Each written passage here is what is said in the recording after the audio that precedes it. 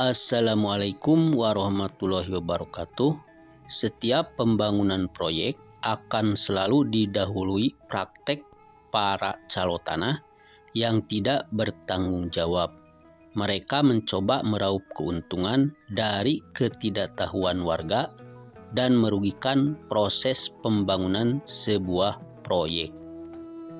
Tidak heran dalam tahapan pembangunan sebuah proyek, termasuk proyek tol Getaci, tahapan pembebasan lahan selalu menjadi tahapan yang memerlukan waktu yang lama, yang bahkan bisa mengganggu jadwal penggarapan sebuah proyek.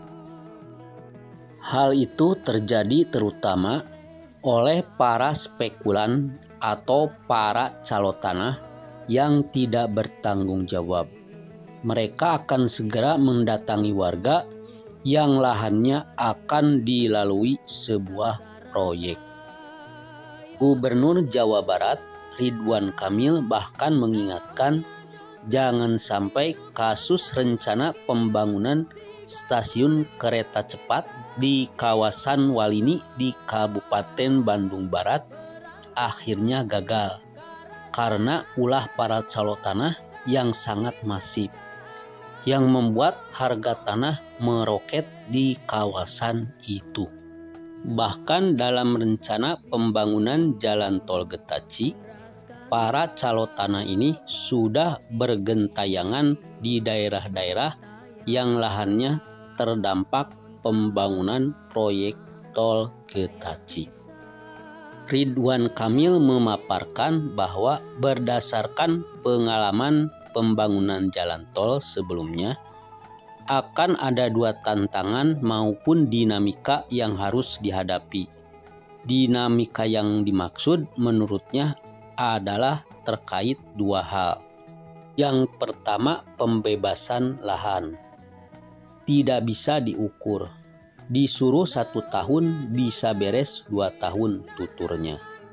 Ridwan Kamil memberikan contoh bagaimana proyek kereta cepat Bandung-Jakarta, rencana pembangunan stasiun pemberhentian di kawasan Walini, Kabupaten Bandung Barat, dibatalkan akibat ulah para calo tanah yang masif. Gubernur Jabar mengingatkan agar jangan sampai ulah para calo tanah itu membuat pembangunan terhambat. Berkaca dari kasus gagalnya pembangunan stasiun kereta cepat di Walini, Cikalongwetan, Kabupaten Bandung Barat. Semula selain stasiun Padalarang, akan dibangun stasiun pemberhentian kereta cepat di Walini.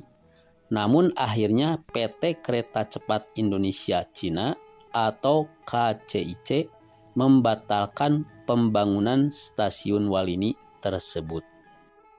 Pembatalan pembangunan akibat melonjaknya harga lahan di kawasan Walini sampai 1000% akibat masifnya para calo tanah.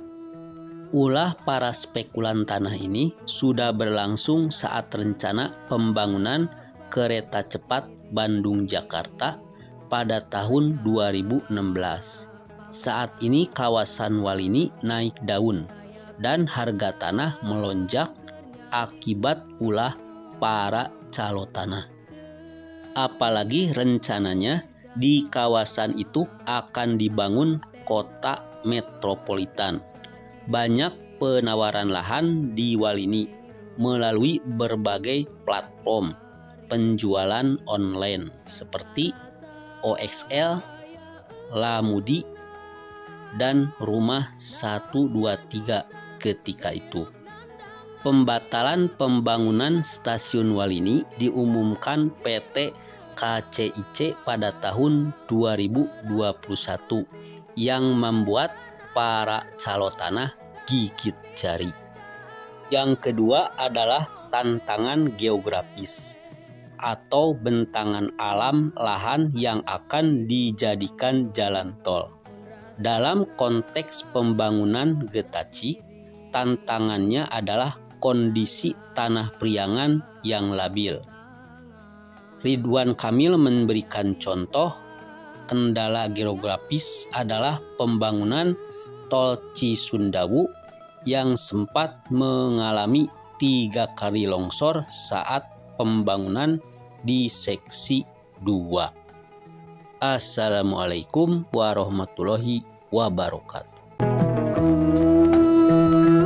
Asa bingung menraskan baca diri kayak pamuntangan kayak pisan kernyalindung